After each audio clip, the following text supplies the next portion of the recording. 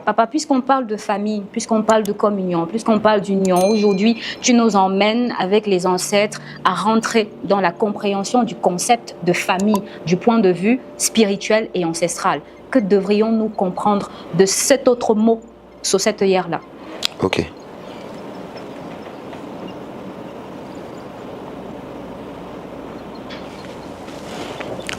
On va parler de la famille. Oui, papa.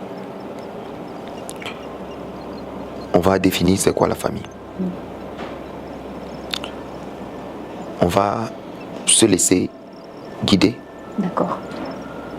Dans tout cet exposé. Nous allons aborder la famille, le cas de la famille, selon une vision assez spécifique. Que les ancêtres nous guident.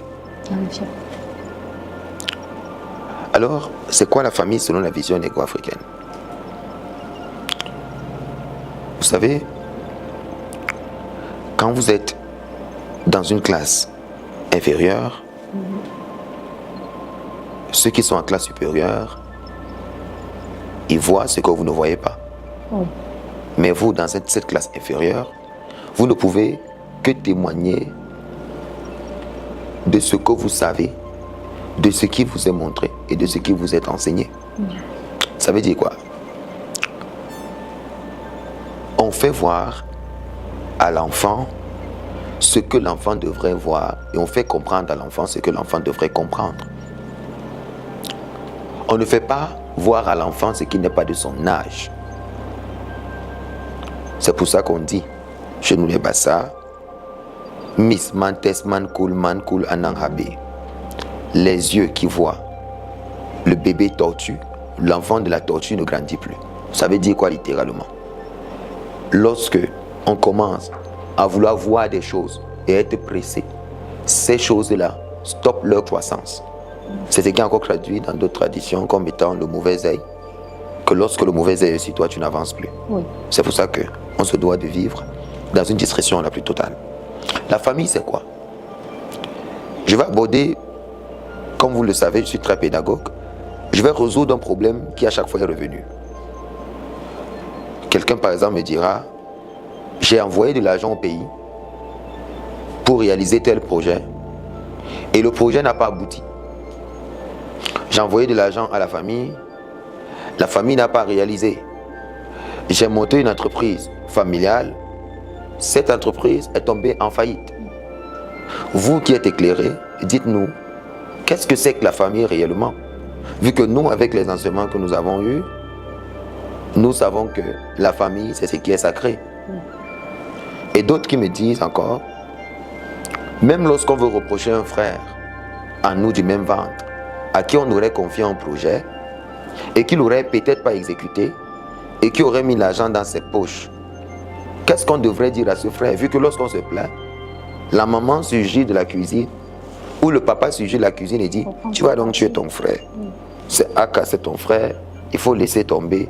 C'est la famille. Il y a toujours cette phrase-là, c'est la famille. C'est la famille. Et ça, honnêtement, nous en tant que négro-africains, on se pose des questions.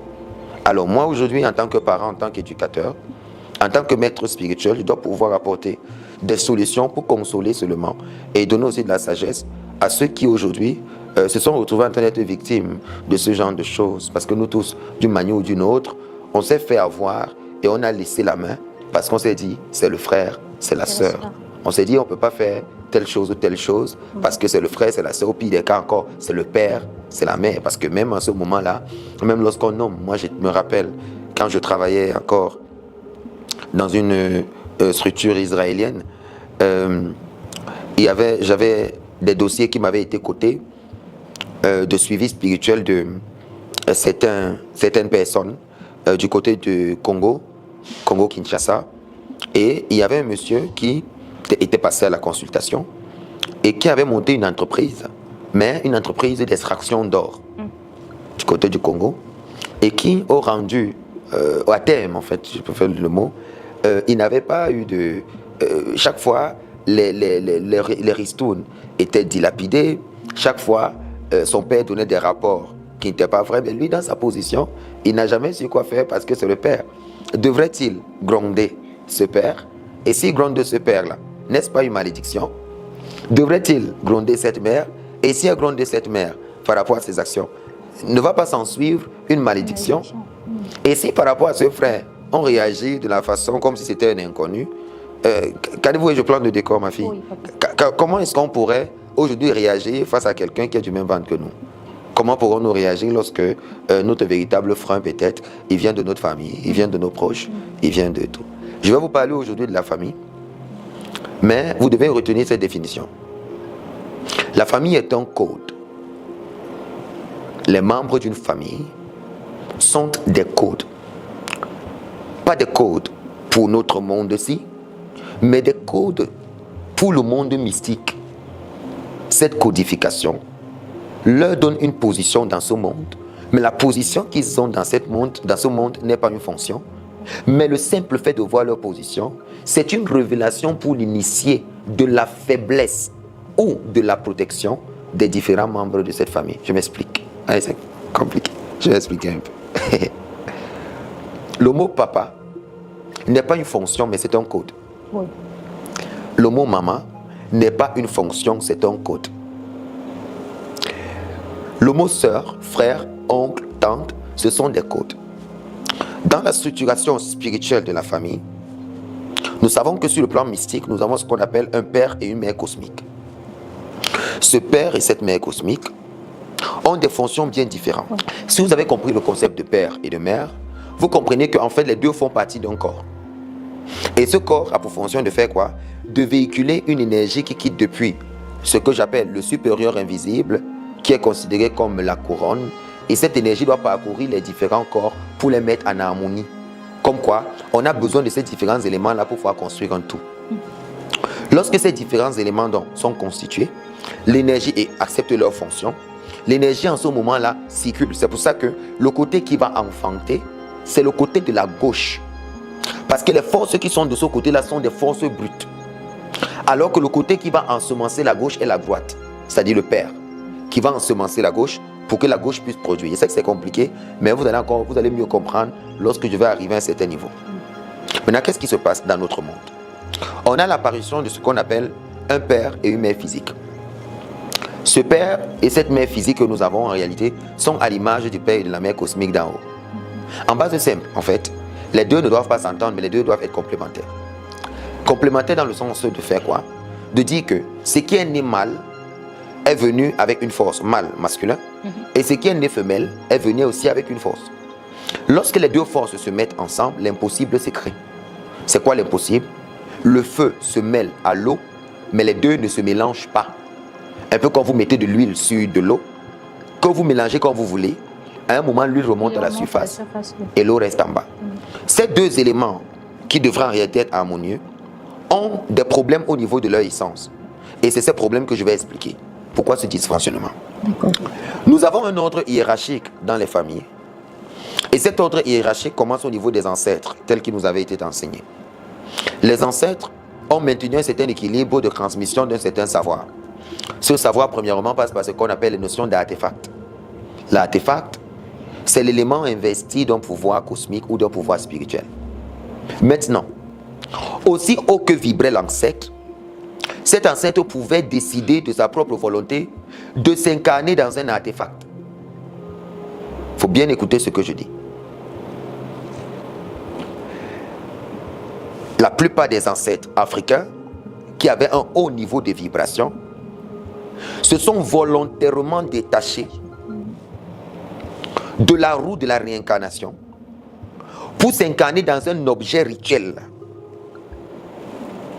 Et cet objet rituel, vous allez comprendre ce que je dis, est en fait le secret qu'il y a dans les familles. Par exemple, quand je vais vous enseigner comment communiquer avec les ancêtres, je vous demanderai d'apporter certains éléments de cette personne-là de son vivant. Par exemple, si par exemple l'arrière-grand-père utilisait un canari, je vous demanderai d'apporter ce canari-là, et au travers de ce canari, je vais l'appeler. D'accord. Parce qu'en fait, ce sont les éléments qu'il a utilisés en fait qui ont laissé sa vibration et son empreinte sur l'élément. Écoutez ce que je dis. On a ce qu'on appelle donc l'ancêtre qui, aussi bien qu'il a bien travaillé, qui vibrait haut, décide volontairement au moment de sa mort d'entrer dans un artefact. D'où le fait que dans notre chef, notre sac des chefs, moi par exemple le mien, mon arrière-grand-père est incarné dans un artefact. Ça veut dire, pendant qu'on le cherche dans une tombe, c'est le corps qui leur a donné, mais en réalité, à chaque fois que moi je veux parler avec lui, il me répond depuis un artefact. Du coup, il défie donc toutes les lois que les gens peuvent enseigner, comme quoi les ancêtres se réincarnent, les ancêtres font ceci, les ancêtres font cela, parce qu'il y a les limites dans leur savoir. Alors, à l'enfant de la CIL, on va enseigner la CIL, parce qu'il est dans une classe inférieure, mais à l'enfant qui est en classe supérieure, on va lui dire, écoute, il y a un niveau que lorsque le maître atteint, il peut décider lui-même de rompre sa vie et de s'incarner dans un objet rituel et de rester au milieu de son peuple. Et seul son peuple aura le secret de son invocation. Et sauront donc que c'est lui ici, voilà là où on doit l'appeler. Pour que vous compreniez ce que je dis. Vous allez me dire, mais de quoi est-ce que tu parles? Écoutez, tu es pédagogue. Vous allez comprendre comment je suis en train d'évoluer pour arriver à ce niveau de la famille. Ce savoir, c'est ce qui était. Les ancêtres ne voulaient jamais être loin de leurs proches.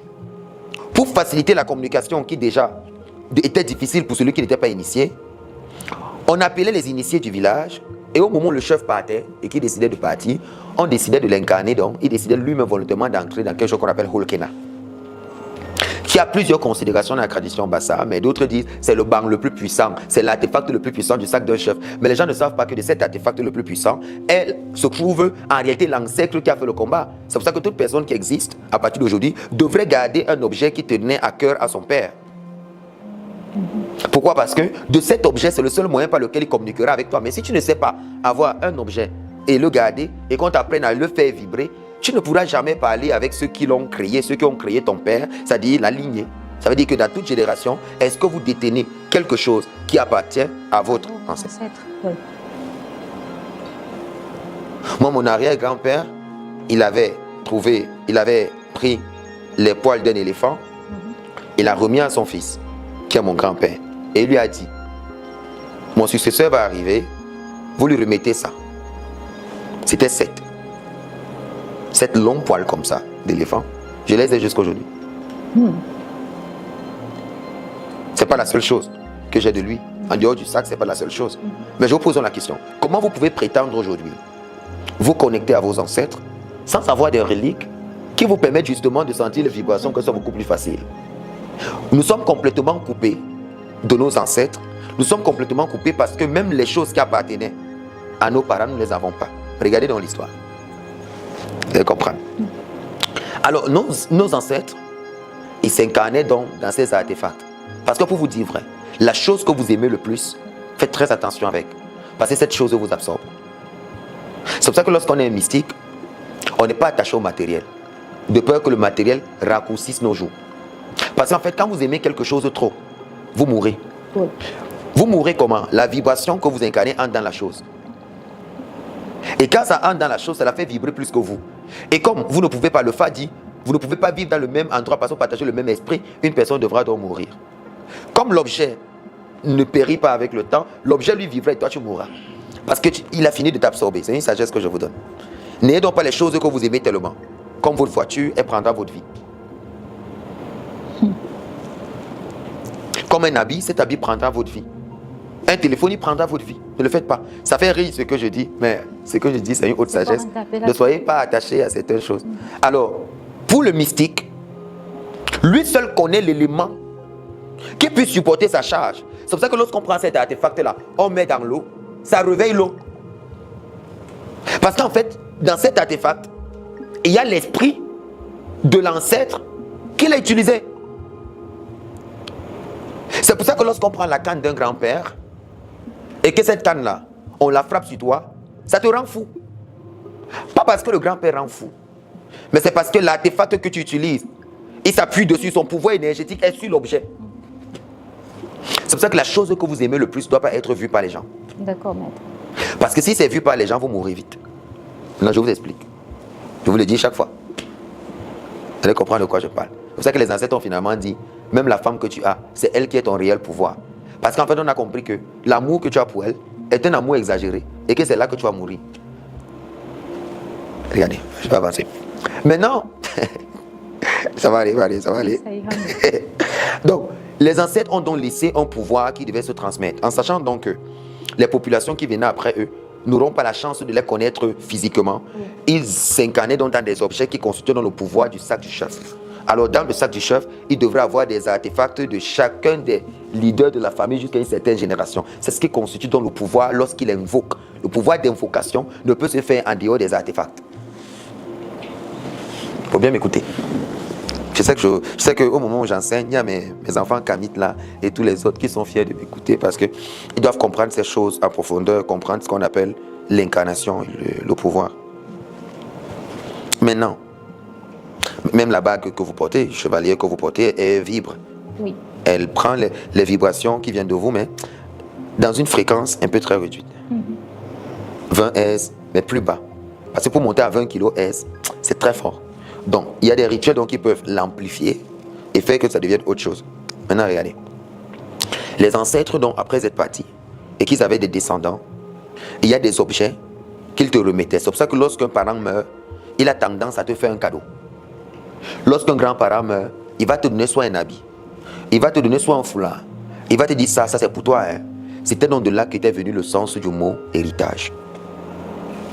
L'héritage n'avait rien à voir avec la terre. L'héritage. Aujourd'hui. Hein, vous dites? Tel qu'on l'a considéré. Oui, parce qu'ils ne connaissent rien de la science. Ils ne connaissent rien de la véritable sagesse de nos ancêtres. L'héritage, c'était le cadeau qu'un parent qui t'aime. Parce que c'était par amour. Il pouvait avoir 10 personnes dans la maison, mais tu es le seul qui assiste au départ d'un parent. Et pendant que tu es là, il va par exemple te dire, donne-moi telle chose. Arrête un peu ça. Conserve ceci. Même si c'est un billet d'argent qu'il vous a donné, vous n'avez pas le droit de l'utiliser.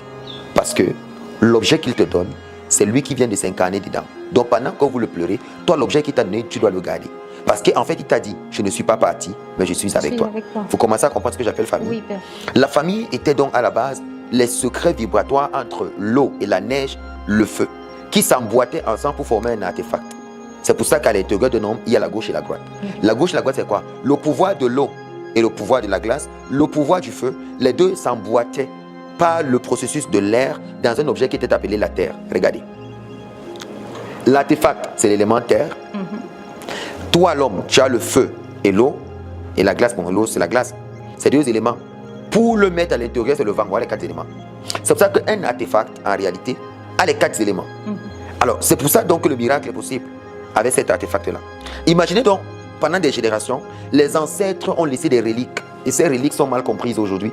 Ces reliques sont considérées pour certaines personnes comme étant la mort d'un peuple, la destruction, l'inquisition, le vol, la perdition. Mais en réalité, ces artefacts-là qui étaient laissés étaient l'âme même des fondateurs de la famille, vu qu'ils les ont utilisés. Et puis, ça constitue un legs, pas une vente, à la génération qui suit, afin de la faire vivre, afin qu'eux, ils ne soient pas absents dans la génération, mais qu'ils soient présents.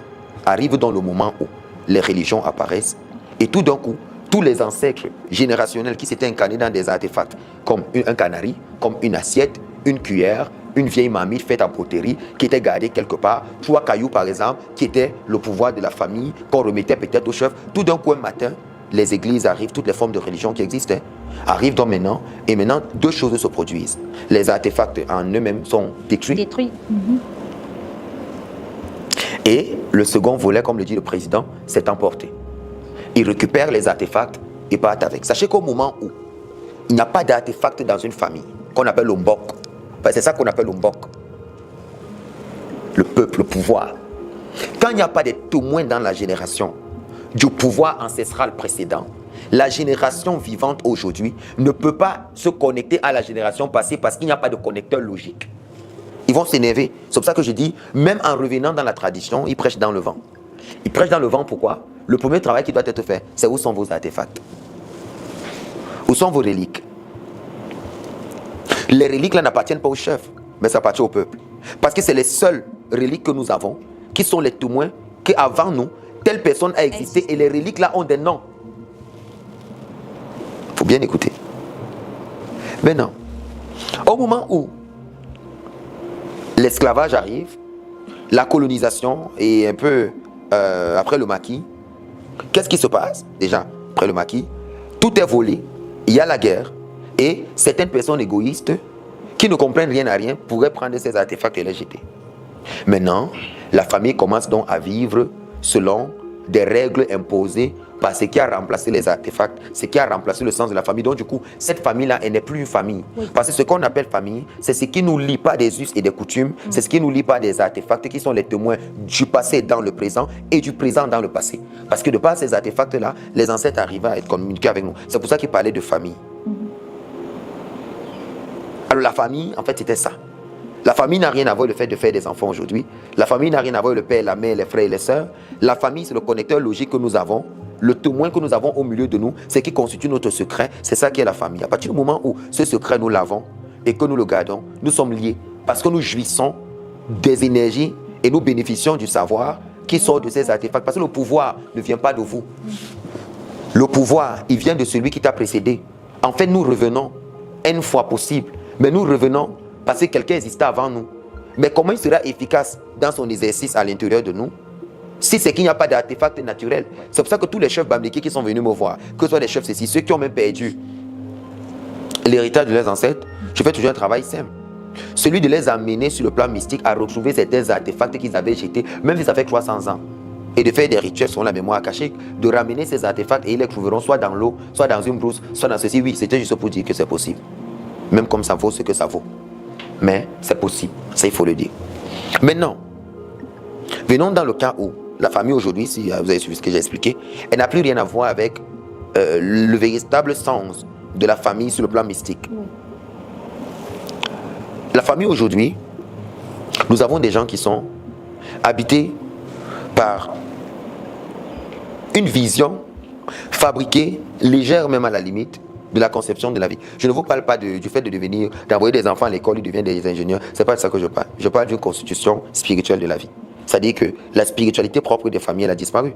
Elle a disparu pourquoi? Parce que de nos jours aujourd'hui, nous avons des difficultés à réellement nous connecter à ce qui nous a engendrés, ce qui nous a fait naître. Maintenant, lorsqu'on a donc une famille qui est constituée comme ça, il faut donc savoir que si elle est déconnectée du pouvoir mystique, les ancêtres donc sont coupés de cette famille. Et c'est là donc maintenant que quelque chose intervient. La question de l'élu. Il faut bien m'écouter. Oui. Les ancêtres, maintenant, quand ils observent la perdition de cette famille, le fait que cette famille n'a plus de lien direct et qu'elle se donne à la religion, à tout ce qui est pire, qui les éloigne davantage de leur ancestralité, parce qu'il faut le dire, toutes ces religions éloignent de l'ancestralité, ça éloigne, parce que déjà, de par les prêches qui sont donnés, il faut comprendre que tout est fabriqué pour qu'on ne puisse en aucun des cas rentrer dans notre passé. Alors, les ancêtres, ils commencent à forcer. Ils forcent. Alors, comment ils vont forcer? Un ancêtre va décider de s'incarner dans une personne. Un seul? Ah oui. Dans une famille hautement religieuse. Et ce qui va se passer, c'est que tu seras la seule personne à comprendre que la religion ne te sert à rien. Mais tous les autres vont te considérer comme un fou. Parce qu'en fait, toi, tu es bête en fait, selon eux. Tu ne sais pas ce que tu fais. Je vais expliquer plus d'aspects, il faut bien m'écouter. Et en ce moment-là, la révolte va naître à l'intérieur de toi. Tu vas commencer à chercher davantage. Et si tu n'as pas de maître, tu peux devenir fou. Parce que ça arrive, il faut que je vous le dise. Plein de personnes sont revenues dans la tradition, ils sont devenus fous. Ils sont devenus fous pourquoi? Parce que le niveau de connaissance que tu embrasses, ça peut te tuer. Regardez, je connais plein de personnes qui sont revenues à la tradition mais qui ont perdu la boule. Et les gens, vous voyez, vos histoires de tradition là, ça rend fou. Ce n'est pas que ça rend fou. C'est que le flux d'informations est énorme, il faut un maître pour te guider. Mais comme il vient d'arriver dans la tradition et qu'il a le zèle, il veut tout apprendre en même temps. Il va se faire initier là-bas, il va se faire initier là-bas, il va faire 1000 choses en même temps. Et après, il ne se retrouve plus, son corps ne tient plus et puis il lâche. Mais ça, c'est une parenthèse. On a besoin d'un maître. La tradition est 1000% bonne. On enlève le volet négatif là, il y a le volet négatif dans tout en fait. Mais la tradition, elle est très bonne. Parce que c'est notre nature, c'est qui nous sommes. Si nous ne l'avons plus, ça ne sert à rien. Donc aujourd'hui, tu poses la question à quelqu'un, tu connais ton grand-père, je ne connais pas. Tu connais ton arrière-grand-père, je ne connais pas. Est-ce que tu as un élément de quelqu'un qui est décédé? Est-ce que tu as un seul élément de quelqu'un qui est décédé? De ta lignée? Il n'a pas. Mais là, il a la Bible, quelqu'un qui est mort, ça fait 2000 ans. Imprimé au cradate. Elle est même d'un impur. Où il y a plus de 5000 erreurs dans ça. HRTI, 2013, Pretoria, recherche a été faite dans la Bible, plus de 5000 erreurs. On n'est pas là pour ça. Donc, vous voyez aujourd'hui que nous n'avons rien qui crée un lien naturel avec nos ancêtres. Mais ce que les gens ils trouvent à faire, c'est que non, ils font des libations, ils font ceci. Mais non, attendez, calmez-vous. Quand les gens me disent, enseigne-nous sur la libation et tout, mais moi, pas que je suis contre la libation, Mais je n'aime pas les gens qui font les choses sans comprendre. Oui, juste par souci de se retrouver en train de pratiquer quelque chose qui Oui, parce que c'est ce qu'on les enseigne aujourd'hui. Parce que dès qu'ils suivent quelqu'un qui est vieux et ils pensent que être vieux veut dire être sage, dès qu'on les dit libation, et tous ils versent là-bas. Mais attendez, calmez-vous. Calmez-vous, vous savez. La sagesse ne s'incarne pas seulement dans la vieillesse.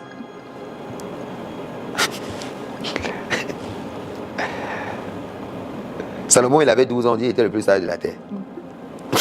Malheureusement, c'est le modèle social africain actuel. Ah ouais. Mais aujourd'hui, ne pensez pas qu'être vieux. Parce que même les imbéciles vieillissent. Oui, père. Même les imbéciles deviennent vieux. Ok.